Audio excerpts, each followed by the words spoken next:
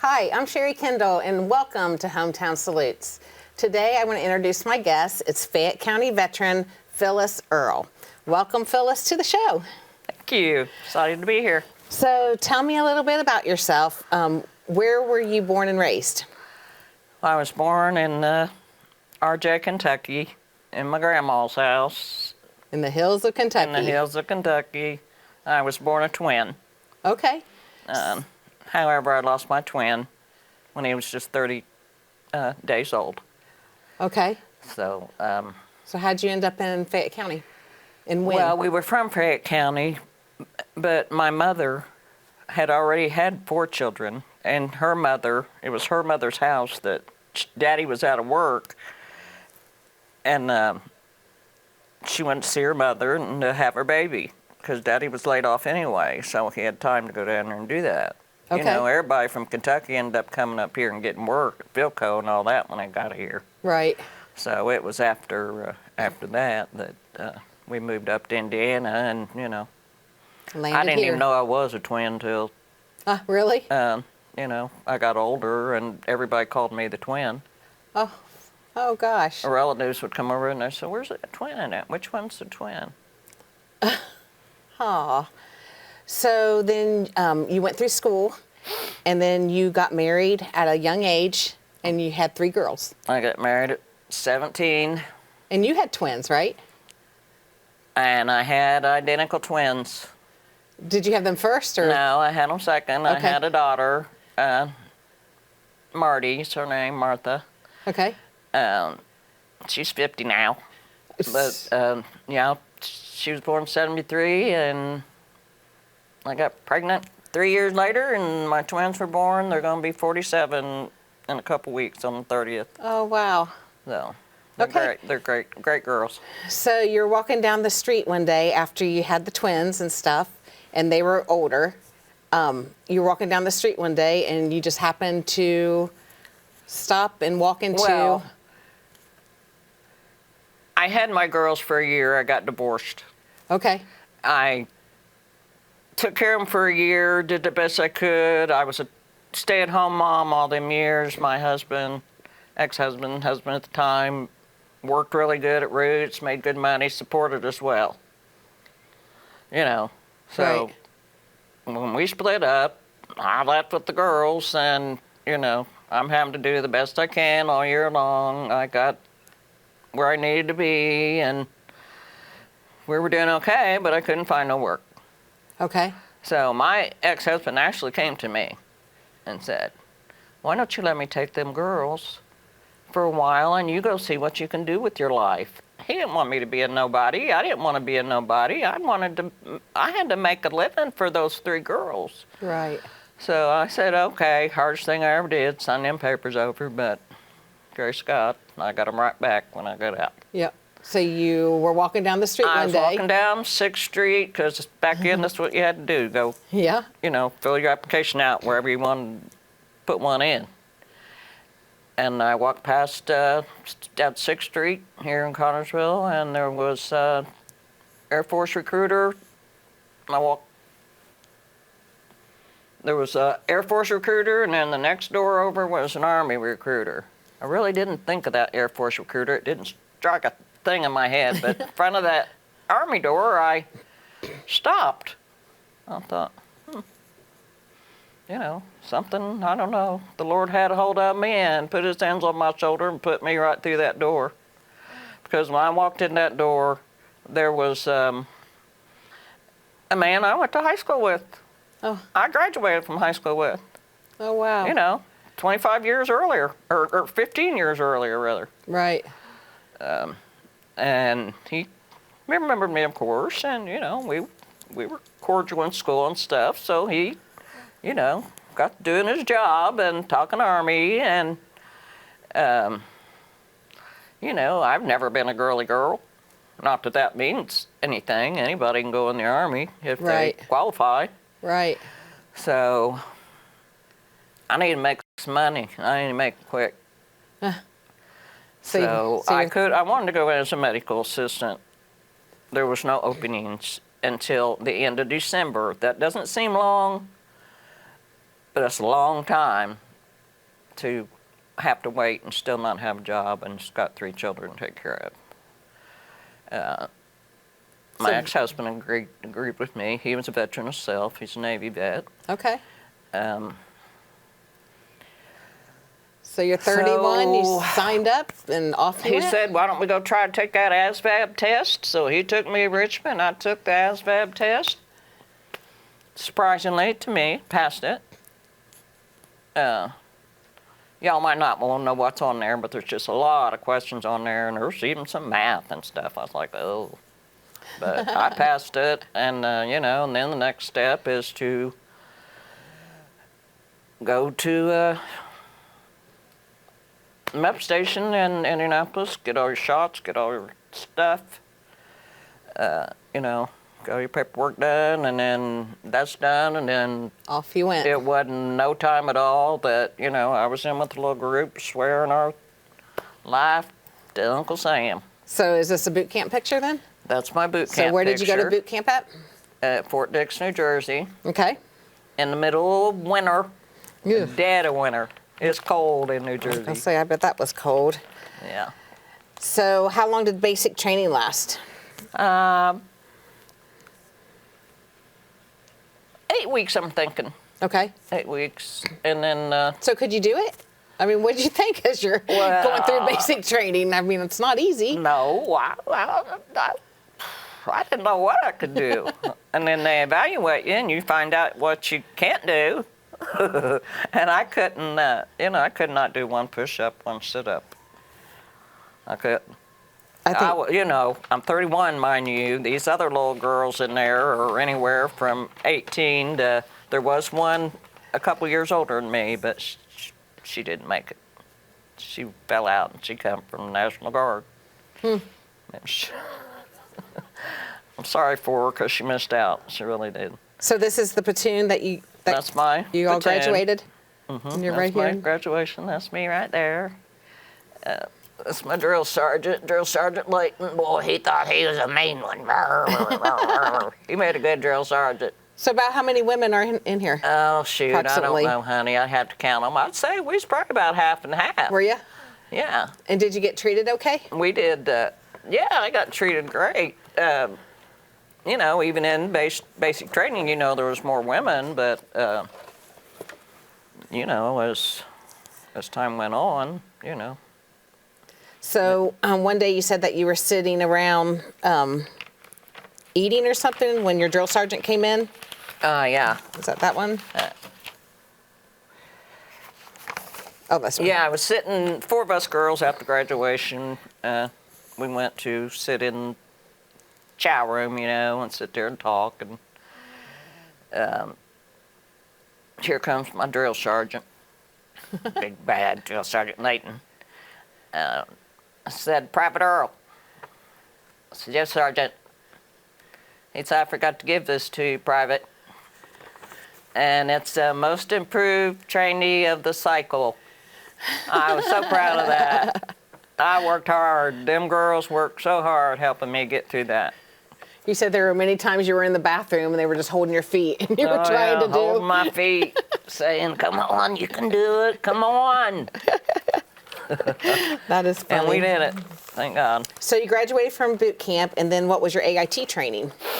My AIT training was truck driving training. So what made you think of truck driving? I mean, Well, what, I didn't think of truck driving. that was just That what they is needed? What came up that was available when the recruiter was searching, you know, with my AIT scores, or not my scores and all that. And, you know, he said, you can go in as a truck driver right now. And you were good with it. I said, let's go. So this was your I'll actual drive. this was your first truck? Yeah, that was my first truck at my first unit, which is Fort Campbell, Kentucky. Yeah. I got assigned to that's a Korea picture. I got assigned to a 5-ton cargo truck. It's some big trucks, but it was fun. And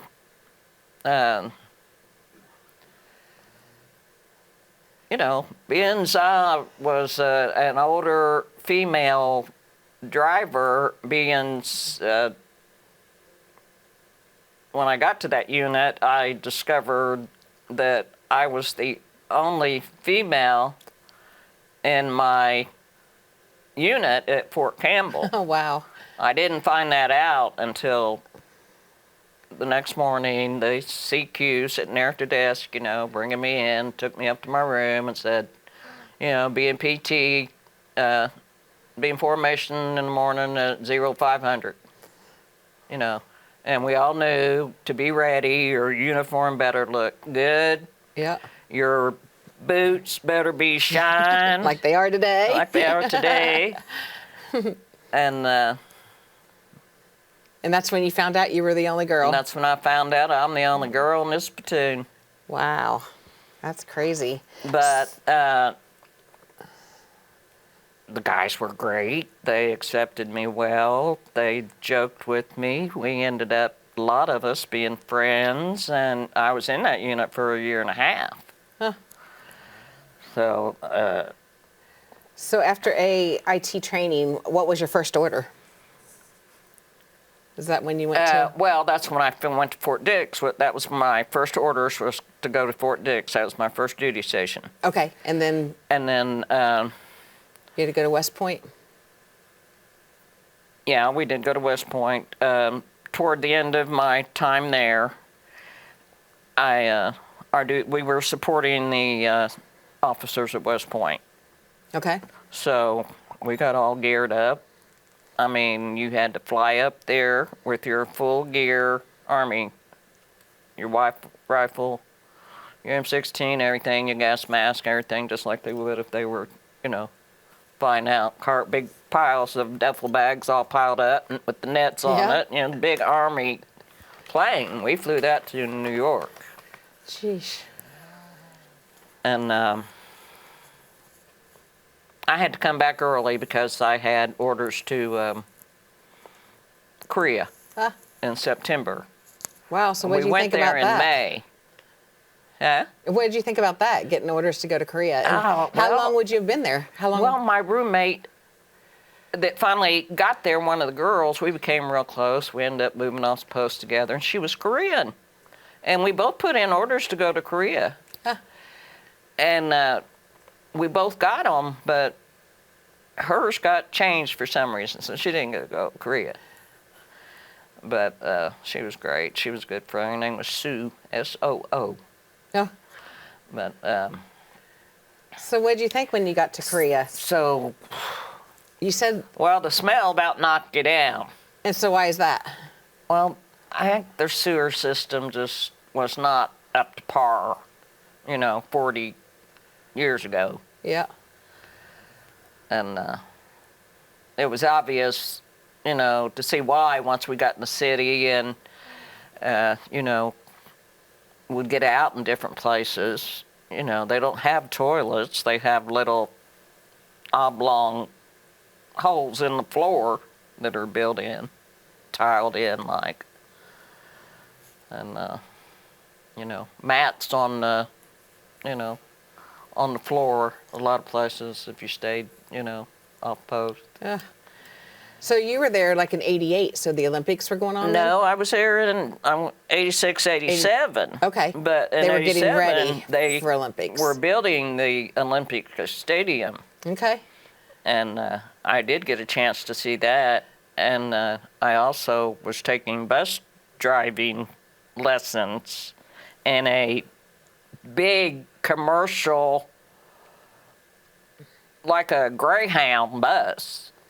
I had to take truck driving lessons on the streets of Korea.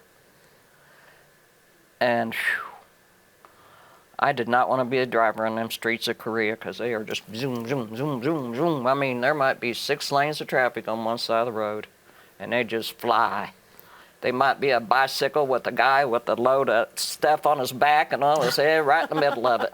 Yeah, it was crazy. It was crazy, the traffic over there. It was like New York City and Seoul.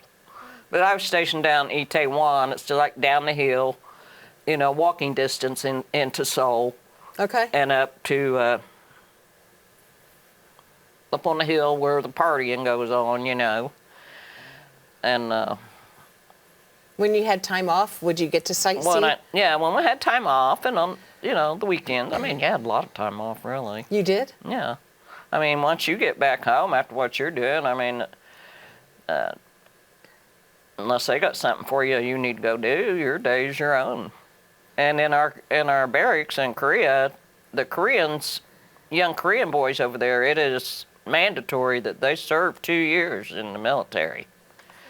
So we had mixed in our barracks. The Americans were on the bottom floor. Korean soldiers were on the top floor.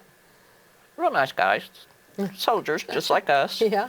They were just, you know, Korean guys. I didn't think I brought any pictures. We did have that's those right there. There's orphanages over there all over. We had a little orphanage party, a party for the orphans, and that was that little girl was my little girl that I picked to get a gift to. Aww. And is that her there? That's what I got her, the hat. Aw. The hat and the scarf, you know, to keep her warm, and a little toy, but it wasn't in the picture. And this is you working on your truck? Yeah, that's me. In Korea? No, that's in Fort Campbell. We missed Okay. that one. And under my 5-ton truck, lubing my wheels. Had to do that PMCS. So, You know, and that means, oh, shoot, don't let me forget what that is. Primary checks, oh, Phyllis. Primary services and checks and services, or, okay. you know, just make sure you do check your oil and all that, all the checks, check your motor, you know, the grease your wheels and all that. That's all PMCS, taking care of your vehicle. Okay. And that was your job, unless it's something the mechanic had to do. So at one point in time, did you go up to the North and South Korea line? Yes, What did you do? I drove my job in Korea. I drove a sedan and I drove a van. I'm sorry, a sedan, and I drove a Colonel, and he worked up north a lot. Had a lot of meetings up north in Pam Moon John with the North Koreans. So was Pam that Moon John is the line that goes, you know, between the it's two? visible. It's concrete line. Yep. I think you showed me a picture before earlier, so Yeah. I think we have that. Yeah. So were you ever scared when you were up there? I mean, did you feel? Not really. No, not really. Yeah, you can show those. Okay. We're up at Pam Moon John. That was there, so we got to, and you see I was in my dress greens there, so I had to be in my dress greens every time I drove the Colonel. Okay. You know, that's me and one of my best friends in Korea. There was a group of 5 of us girls who hooked up, and you just couldn't put a piece of paper between us. I'm still in contact with a couple of them. Really? Yeah. I messaged one of them, let her know this was going on today. She's excited. Yeah. Oh, that's neat. Is that her She's there? in Texas. No, that's not her, but that's one standing with me in Oh, that's Pam what I and thought. John. But this is Colonel Boos. Okay. This was the man, the colonel that I drove for. He re-enlisted her. That's what that picture is. Oh, okay. And so Yeah. you said you really liked him. Oh, yeah, he was a great guy. He taught me how to drive all over Korea. I mean, and, you know, So I have citations there that say how many miles I drove in Korea, and it's a lot. Wow. A lot. So were you able to keep in touch with your girls back home and stuff, or how did you keep in touch with everybody? Oh, yeah. By writing, or? By writing and sending them boxes of pretty Korean stuff all the time. Yeah. You know, had the jackets and the robes made with the embroidered dragon on the back and says Korea. I sent all 3 of my girls one of them. And this was the money that they used? That was not worth very much. I used to have some coins, but I think they're taped to my photo album. Yeah. But yeah. So was there ever any kind of a scary time when you were over there in Korea? That you felt uncomfortable or?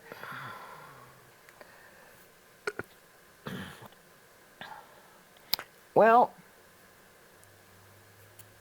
not really. Not really? Not really. I mean, I think I handled myself pretty good. I think I was very dependable, and, my citations Proves it. prove it.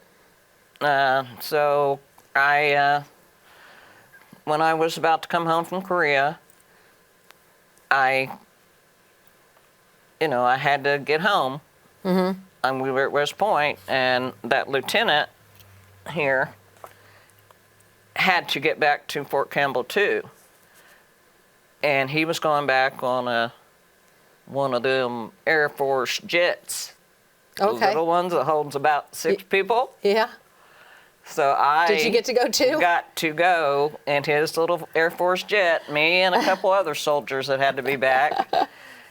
And that How was was a trip. that? That was a trip going off in that jet. I mean, you just Took off.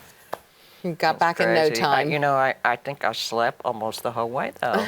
So it was just so quiet once you were up here. But then I came home on leave. I got 30 days leave. You came back here?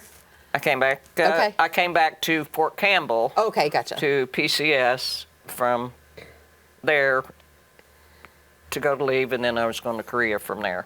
Okay.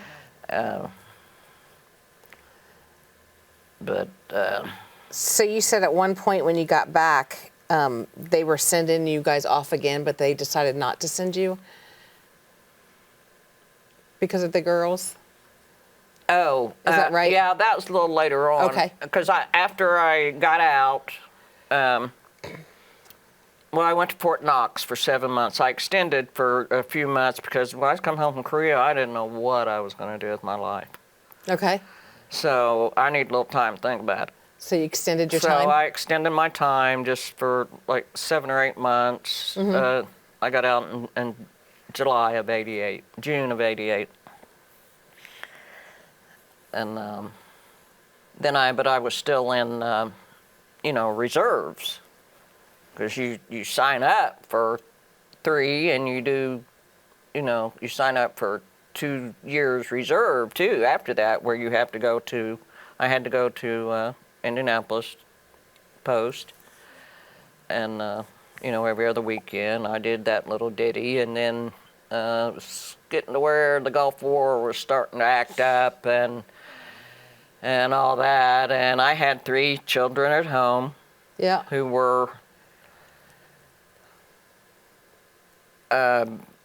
my twins were about to turn 13. And my oldest daughter was about to turn 16, and I filled out a form. I had to, they'd let me out because I need to get home, take care of my children, not, go to a war. Yeah. So I did get out of there early, and So when you came back, what did you do? Got out, came back home, drew unemployment for a couple of years. Then there's a factory here in town back in the day, WCI. Yeah. I got a job there. They were hiring women too. Yeah. And I worked in the big shop. They started laying everybody off, and they ended up shutting that down. So I when I got let go, I had plenty of unemployment to go back to. So I signed back up for unemployment and lived on that for about a year. But, it got us through, and, Right. why not take a break if you're doing okay? Exactly. But,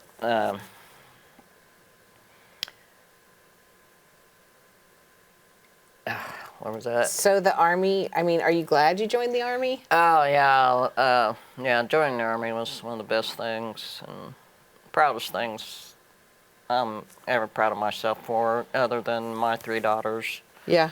you know. I mean, you should be proud. I mean, look at all these certificates that you brought here today. Yeah. I mean, Specialist Ford Phyllis Earl, United States Army, Certificate of Achievement. You received the Army Achievement Medal. I mean, you really, I mean, Yeah. you did yeah. outstanding in the service. I really did. I hate to brag, but God, I wish more women would do it. I mean, it changed me. You know, I was on a mission going in the Army. Right. I was not going to be a nobody. I wanted to be somebody my kids could be proud of, Yeah. and that I could be proud of myself for. And it strengthened me in ways I've never thought I needed. So then you came back here and then you ended up going to work at a nursing home? I did. After my year of unemployment, then Yeah. I took the CNA classes, Certified Nursing Yep. Assistant. You know, CNA, they help the nurses. They do all the, you know, needy, all the things that resident needs other than medicine. It's your job to take Right. care of it. But God, do you get the love? Aw. You don't do it for the money, Yeah. even though they make pretty good money now. But when I started out as a CNA, I made $7 an hour. Right. And they make real good in the teens money now. So during that time, you met somebody special. Well, I ended up working at that nursing home for over 20 years, almost 30 years. Wow. At the end of my time, I worked on a hall that took care of, you know, recovering patients that had surgery or whatever. So I was off Memorial Day. I came back and we'd got a new patient. So I was walking down the hall with the girls are telling me about this new patient we got. Some man, real nice guy, they said. So we're walking down the hall because that's what you do when you change shifts. You know, you go with the other girl down the hall. This one did this one needs that, this Yep. one, you know.